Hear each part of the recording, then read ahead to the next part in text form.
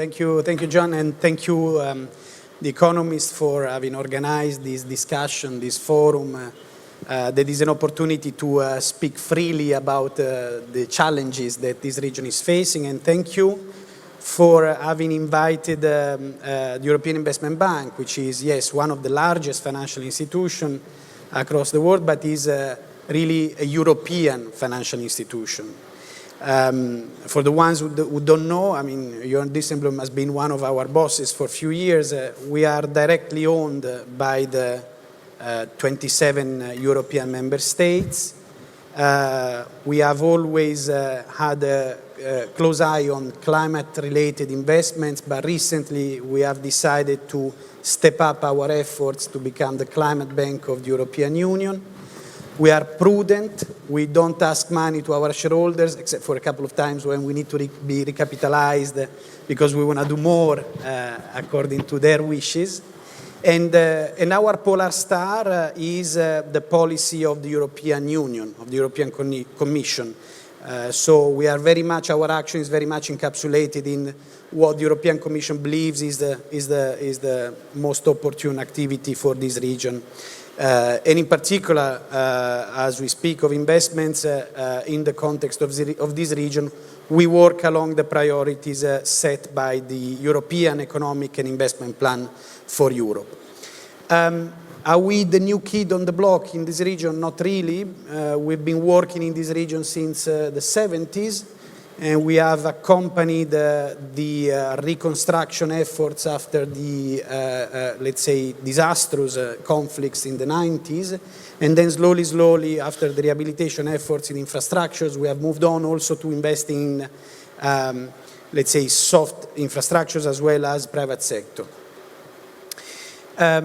Because I think it needs to be said and underlined what the Minister just said. I mean, this region has been engaging in reforms for the last 20 years quite extensively. This region has come out of a disastrous conflict and has made progress that are extremely significant. I come from a country in the south of it where we have not made similar progress in a number of years, so similar, or, you know, in terms of digitalization in Europe, we can't really say we are much more ahead than this region. So, number one, I would say we need to acknowledge the progress that this region has undertaken so far. Is it enough? But if we look at the GDP per capita compared to the European GDP per capita, if we look at rail densities in terms of infrastructure densities, or if we look at access to all in the health sector, probably not. Probably there is still way to go. And I think institutions like the EIB, the European Investment Bank, in coordination with the European Union, can be a good instrument to be followed or to be used by these countries. I would say just to highlight two areas of activities that needs to be undertaken. One is the major investment effort that needs to be undertaken. And I see in the audience colleagues that know very well, and they have already undertaken in this respect a lot of initiatives. And the second is a reform effort, even further. On the investment effort, I would highlight just four areas. Well, number one, connectivity.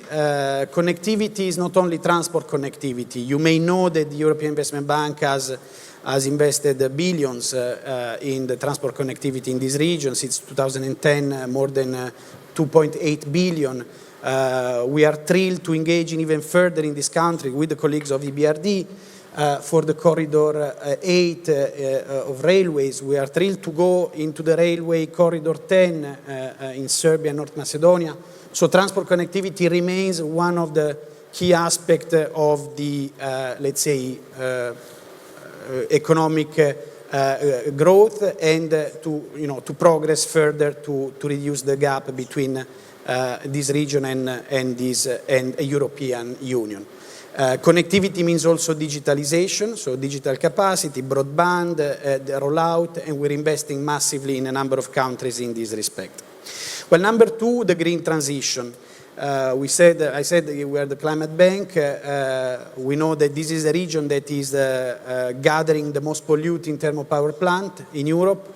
We can have the excellent Green Deal being carried out in Slovenia, Croatia, Italy, Austria, but then carbon leakage has no border. So if we don't act and act immediately on alternative routes for energy generation in this region, we may be caught into a failure also within the border of the European Union.